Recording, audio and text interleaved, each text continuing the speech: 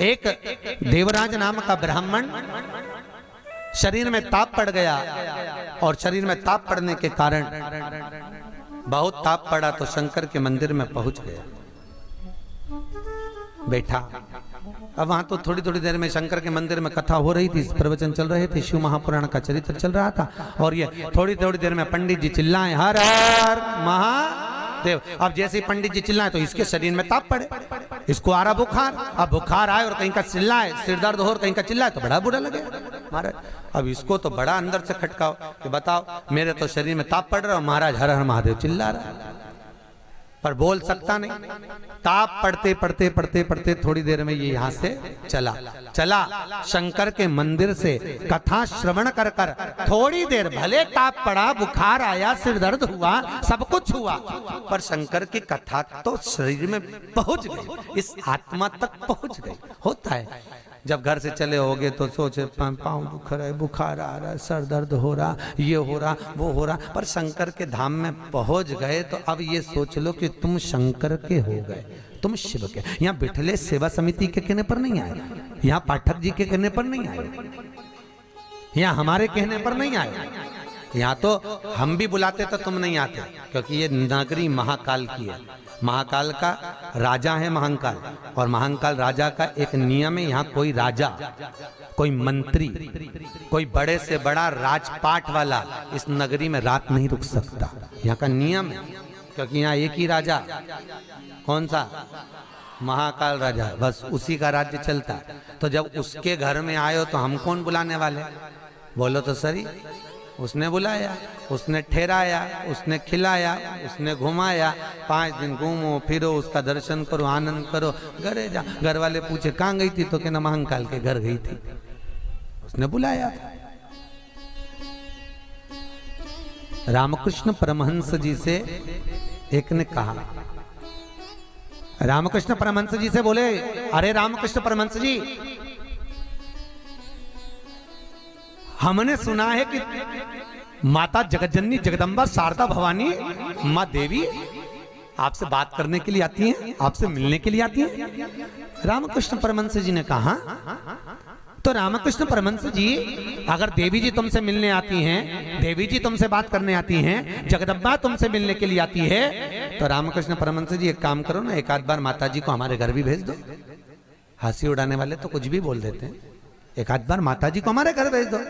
रामकृष्ण परमहंस जी ने कहा ठीक है, एड्रेस बता दो, देवी जी को तुम्हारे घर भेज देंगे।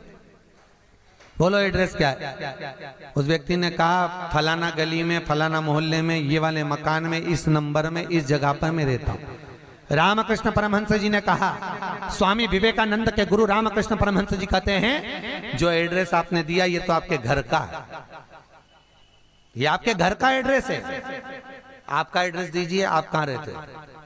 उसको लगा मैं दुकान पे रहता हूँ, तो हो सकता दुकान का मांग रहे हैं, उन्होंने दुकान का एड्रेस दे दिया। रामकृष्ण परमहंस जी बोले ये तो दुकान का एड्रेस है, आप कहाँ रहते हो, आपका एड्रेस दो। तो रामकृष्ण परमहंस जी के शब्द सुने तो उस व्यक्ति ने कहा ये हमारा ही तो एड्रेस है। रामकृष्ण परमहंस जी बोले, जिस घर का एड्रेस दिया वो तो घर का है, जिस दुकान का एड्रेस दिया वो तो दुकान का, कि दुकान यहाँ है वो वहां घर है, तू कहाँ रहता है, तेरा एड्रेस बता, तू रहता कहाँ है? रामकृष्ण परमहंस जी के शब्द सुने, उसने चरण पकड़ लिया और रामकृष्ण परमहंस से पूछा, आप बताओ कि मेरा निवास कहाँ है?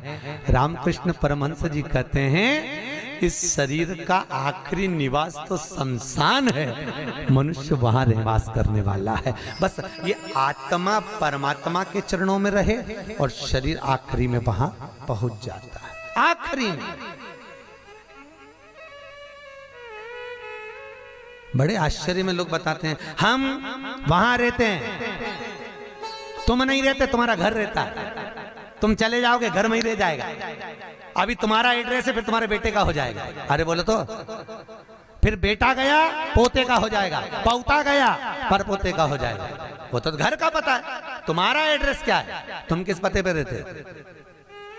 अताना पता, जबरदस्ती के लापता घूम रहा, काय का पता तुम्हारा? जबरदस्ती के छाती ठोक के मेरा घर, मेरा घर, मेरा घर। एक आध दिन यमराज आई गया, उठा के ले गया, सब धाड़ धाड़ रोएंगे। 2-3 महीने के बाद, 4-6 महीने के बाद बेटा नेम प्लेट निकाल के खुद की चिपका देगा, मेरा घर है का घर तुम्हारा।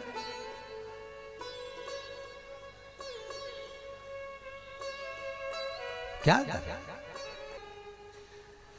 कहा, सज धज के जिस दिन मौत की सहजादी आएगी, न सोना।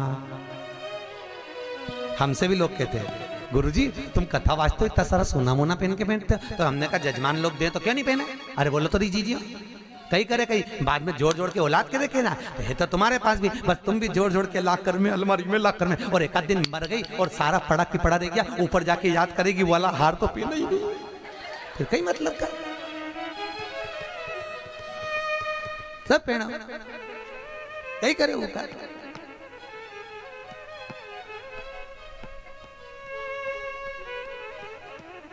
उसका करे क्या, जितनी साड़ी धरी है सब पहन लो जीजियों, बाद में किसी काम की नहीं, सब धरी ले जाए। ऊपर जाती जाती यमराज सेकेगी, नीली वाली तो पहनी नहीं थी, अभी पीको लगवाई थी, एक बार फिर से छोड़ दे वंश मोर, फिर से छोड़। भगवान भी यमराज भी कहेगा चल ऊपर चल, अब कहीं नहीं पहने, ले गया वही करे। खूब जोड़ा, आखिरी में यही छोड़ा, और फिर इतना बड़ा फोटो टंगा, उनमें प्लास्टिक के फूल की माला, और वो भी पंखा में माला यूं हिले, पंखा में माला हिले और डोकरी फोटो में स्माइल दे। वो डोकरी भी इसलिए स्माइल दे कि बेटी हम भी जोड़ जोड़ के मर गए, यही टंग गए, तुझे भी टंगना है, इसलिए डोकरी भी हंसे, यही टंगे से जोड़ो। कुछ नहीं खाया, खूब जोड़ा, खाना खाने की फुर्सत नहीं थी। साहब सवेरे 8 बजे से रात को 10 बजे तक दुकान नहीं छूटे। एक एक ग्राहक के लिए बैठा दिया, और आखिरी में सब छोड़ के घर के लोग अर्थी पे भी ले गए, तो बांध के ले गए, सबको मालूम है मर गया। उसके बाद भी ना जाने क्यों बांध के ले जाते, और खींच खींच के बांध, खींच और खींच और खींच। अरे सबको मालूम है मर गया, कोई भगेगा थोड़ी ना, काय को खींच, हल्की बल्कि बांध दो, ले जाना तो है नहीं, और खींच खींच के बांधी, क्योंकि इनको डर इस बात का लग रहा, उठ के भग गया, अब उनको तो कुर्सी भरना, उसकी जगह दूसरे को ले गया, तो इसी को ले चलो, जैसे कहा करो उसका।